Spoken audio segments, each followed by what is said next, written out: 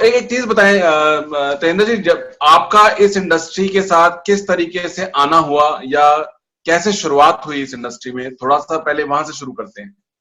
जी बिल्कुल, मैं बताना चाहूंगा जयवीर जी, पहली तो बात, इस इंडस्ट्री के अंदर शुरुआत में लोग आना नहीं चाहते।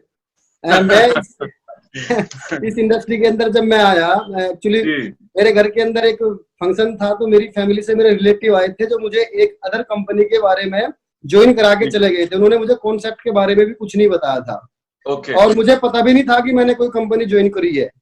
काफी दिन तक तो उन्होंने कोई मुझसे फोन पे बातचीत नहीं की, कुछ भी नहीं, बस कुछ कपड़े देकर चले गए थे और मैंने वो लेकर रख लिए थे। उस समय मैं अपनी दुकान कर रहा था, उस दुकान में मैं अपना पूरा मस्त था, बिजी था, अपने काम में चला रहा था जी। और ऐसे ही कि काफी दिनों के बाद उनका प्रयास हुआ कि आओ मीटिंग में आओ, मीटिंग में आओ। मुझे पता ही नहीं था किस मीटिंग में आना है, तो इस वजह से जो है जो रिलेटिव ने मुझे प्रेशर किया, तो मैं मीटिंग के अंदर गया था दिल्ली तालकटोरा के अंदर।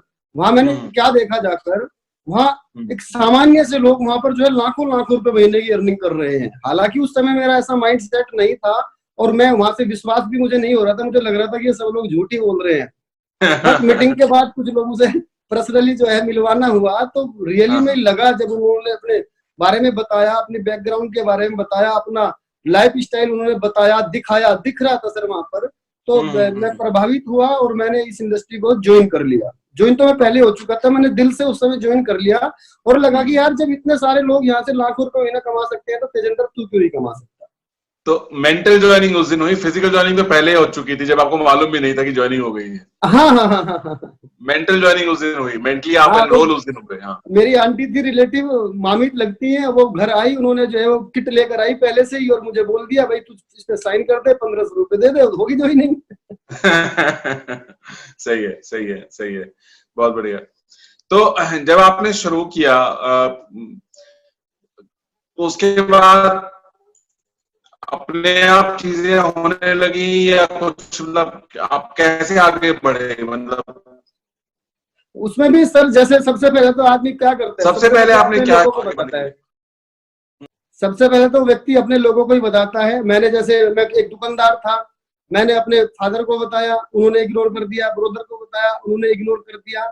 लेकिन मेरे अंदर था कि मैं ऐसे लोगों से मिलकर आता जो लाख रुपए महीना कमा रहे थे, तो मेरे अंदर जुनून था यार तेजिंदर लाखों रुपए महीना कमाया जा सकता है। सो उस कंपनी में ना प्रोडक्ट परचेज करने थे, मेरी पहली परचेज होनी थी, तो मुझे बोला गया कि आप उसके ऑफिस पे जाओ, वहां से परचेज करो। और जैसे मैं उस कंपनी के ऑफिस पे गया तो मेरा विजन बन गया। मैं एक दुकानदार था और मेरा विजन बन गया कि हाँ यार फील्ड में ज्यादा फिरेगा तो दुकान ही कर ले, इसके वाली दुकान खोल ले। सो मैंने उस कंपनी का स्टॉक पॉइंट लिया, मैंने अपने पिताजी को बताया, ऐसे ऐसे पिताजी बहुत सेल होगी, इतना सारा कमीशन मिलेगा। मेरे पिताजी ने भी एग्री किया और तकरीबन 4 लाख रुपए लगा के हमने उसका स्टॉकेज खोल लिया। Okay okay. तो जी वहां से स्विच कैसे हुए, मतलब हाँ वही बता रहा था, 2 से 2.5 साल में लगातार वहां करता रहा, मैं भी टाइम स्पेंड कर रहा था। जो लोग नेटवर्कर थे जो मेरे यहाँ से सामान लेने के लिए आते थे, वे लोग लगातार ग्रो कर रहे थे, काम वो भी कर रहे थे, काम मैं भी कर रहा था। उन्होंने पैसे भी नहीं लगाए थे, मैंने पैसे लगा के काम करना शुरू किया।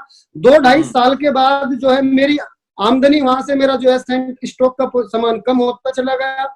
अब मुझे खुद नहीं पता वो सामान कैसे कम हुआ, उधार मान लो आप, कुछ भी मान लो, उस माइंड सेट का व्यक्ति था नहीं। जो दूसरे लोग फील्ड के अंदर काम कर रहे थे सर, उनका काम बढ़ता चला गया, उनका स्टैंडर्ड बढ़ता चला गया, उनके जो रहन सहन, वो जितने फ्री रहते थे, उन चीजों ने प्रभावित किया। और मैंने डिसीजन नहीं, ये सब नहीं, मैं अब फील्ड में जाके काम करूंगा, मैं भी एक अच्छी जिंदगी जीऊंगा। ये कारण बना था सर, मैंने फील्ड में आके काम करना चालू किया। Okay okay okay okay. और सर सबसे बड़ा चैलेंज जब यहाँ से जयवीर जी शुरू हुआ, जैसे मैंने डिसीजन लिया कि मैं पार्ट टाइम इस बिजनेस को करूंगा। पार्ट टाइम, देखो दुकानदार आदमी, पार्ट टाइम एक देहात में रहने वाला आदमी, पार्ट टाइम बड़ा मुश्किल सा एक टफ था। मैंने दुकान से अपना समय चुराना चालू किया, इस बिजनेस को करना चालू किया। तो उस समय सारे रिलेटिव और सब माता पिताजी और ब्रदर सब खिलाफ हो गए कि इतनी अच्छी दुकान चल रही थी और दुकान छोड़कर फील्ड में जाता है, दुकान बिल्कुल बर्बाद हो जाएगी, बंद हो जाएगी। और ऐसा हो भी रहा था। सो मैंने एक दिन डिसीजन ही लिया कि मैं दुकान करूंगा ही नहीं, मैं दुकान ही बंद कर दूंगा। मैं दुकान के लिए पैदा नहीं हुआ, मेरा माइंड सेट था ही नहीं दुकान का। मैं घूमना फिरना मस्ती टाइप का इंसान था पहले से ही। तो जब मैंने डिसीजन लिया, सब लोग मेरे बहुत ज्यादा खिलाफ थे, तो वो टफ पॉइंट था मेरे लिए, बहुत टफ पॉइंट था। मतलब जैसे परिवार के लोग सबसे ज्यादा खिलाफ होते हैं या जो करीबी लोग होते हैं वो खिलाफ होते हैं, आपके साथ भी वैसा ही हुआ? बिल्कुल सर, उसमें एक नई चीज और भी थी ना, दुकान, अगर मैं दुकान कर रहा हूँ, लोगों को इस बात से कोई मतलब नहीं है दुकान चल भी रही है नहीं, आमदनी हो रही है नहीं, बस लोगों का एक माइंड सेट है कि उसका लड़का दुकान कर रहा है बस। और रियलिटी तो उस दुकान की मुझे पता था ना, मैं वहां अभी भी मैं अगर दुकान कर रहा होता तो मैं 30-35 हजार रुपए की आज भी मैं लड़ाई लड़ रहा होता उस दुकान के ऊपर, तब भी मैं उसी की लड़ाई लड़ रहा था। मैंने नेटवर्क मार्केटिंग को मैंने समझा, और इन फ्यूचर मैंने देखा यार यहाँ से लाखों रुपए महीने की अर्निंग की जा सकती है, बट दुकान से ये अर्निंग नहीं की जा सकती। तो मैंने दुकान से क्विट किया सर, और मैं फुल टाइम लगा इस इंडस्ट्री के अंदर, इस बिजनेस के अंदर। बहुत बहुत सही।